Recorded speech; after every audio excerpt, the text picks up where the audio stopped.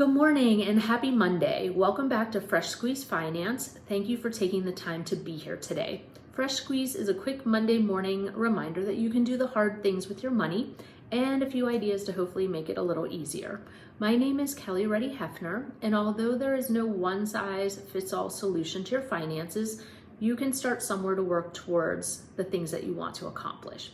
So as part of our back to school series, we're going to start today on the college end. Today's conversation theme is college student aid and the FAFSA. So the fall school year is quickly approaching, even though we feel really in the throes of full-on summer and doing all the summer things still. It's good to be prepared for what's coming up. So financial aid and financial award letters are starting to be distributed. Students may receive them via mail, email, or in their college student portal. So they are not found in the studentaid.gov portal.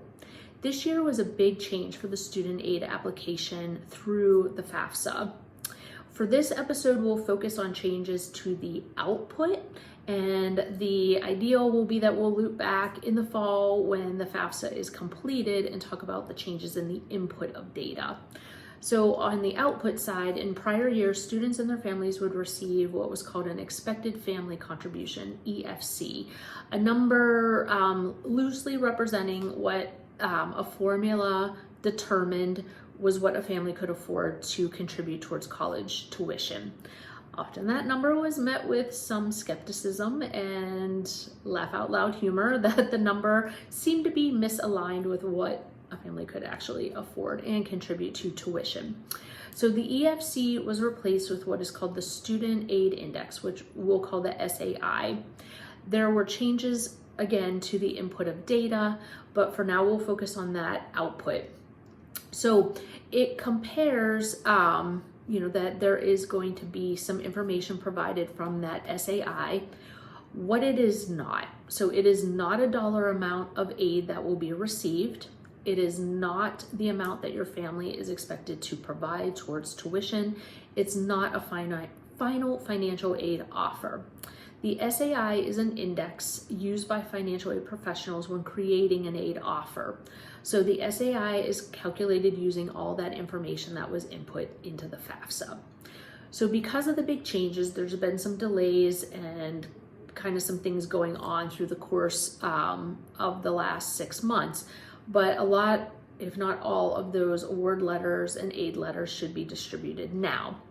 So those letters come directly from schools that students are either already attending or have applied to if they're first year students coming up in the fall. So again, the SAI, that information is studentaid.gov. In the FAFSA, the actual award and aid letters are from the learning institution. Once you get the aid letter, it is important to kind of break down the information that you're seeing. So it should include some information about the cost of attendance, tuition, room and board. Some schools may also include ancillary costs, food, a food program, a meal program, travel, books. So again, that tuition, room and board are typically your base cost of attendance if the student is living on campus or an apartment affiliated with the school and paid through the school. Some schools may require a meal program, so then that has to be added in as well. But books and travel to and from are up to you how you do that. So you see the cost of attendance. After that, then you'll see if they've received any grants. So those could be grants from the federal program. Those might include Pell Grants.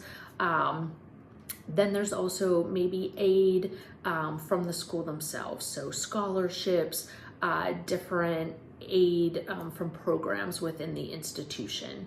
Sometimes the student loans offered by the federal loan program also get lumped into that area. So it's good to kind of break down what we need to pay back, what we don't need to pay back. So any grant or merit-based scholarship does not need to be paid back. Anything listed as a subsidized or unsubsidized student loan will need to be paid back and with interest.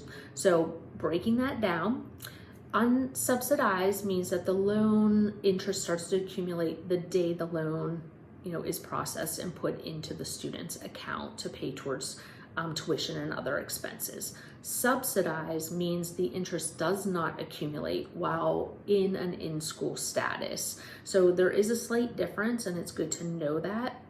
The federal student loan program is direct to the student. It is in the student's name.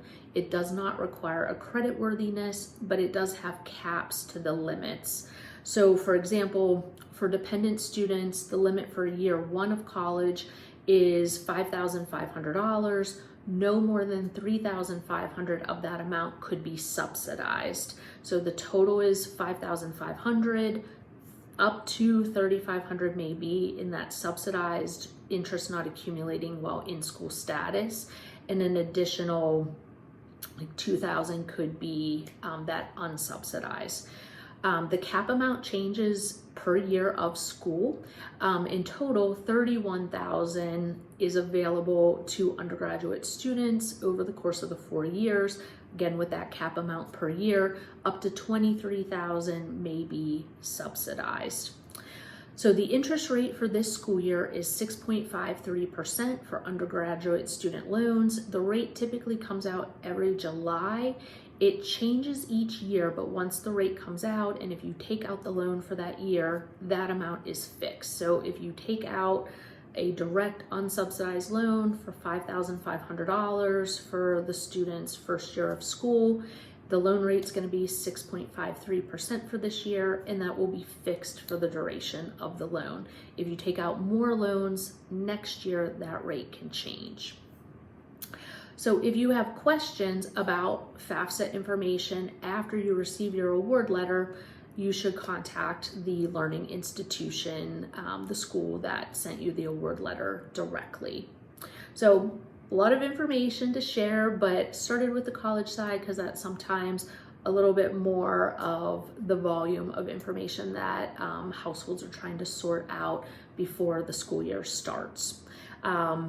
In a future episode, we'll talk about federal and private loans as well. And again, hopefully loop back. The plan is to loop back to those inputs on the FAFSA. So thanks so much for tuning in, and I hope you have a great day.